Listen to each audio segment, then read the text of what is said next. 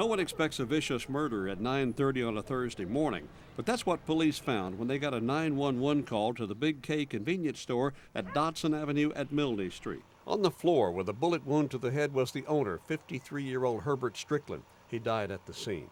There was another clerk and a customer inside the store at the time. Police say he may have been trying to shield one of them.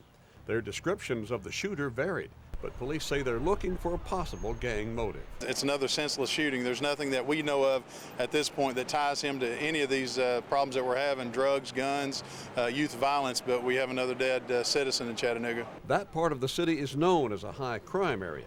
But Strickland's friend Hazem Kadori says the violence is everywhere. I refuse to say this neighborhood because it's happening all over Chattanooga. I just heard on the radio about 38 shootings this year so far, so now it's 39. Family members who arrived within minutes were stunned at the brutality.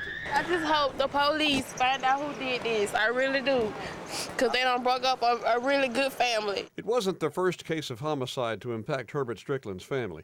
Relatives say his daughter, 29-year-old Miko Seiler, was beaten and stabbed to death at a motel back in January. They say his son was murdered last fall. Chief Bobby Dodd says neighbors who are tired of the violence can help stop it. There's folks in this crowd that know what happens. There's folks in this crowd that know who did this and why. The chief urged those people to help solve this brutal slave. Herbert Strickland was the city's 11th homicide of the year. In East Chattanooga, Bill Mitchell, WDEF News 12.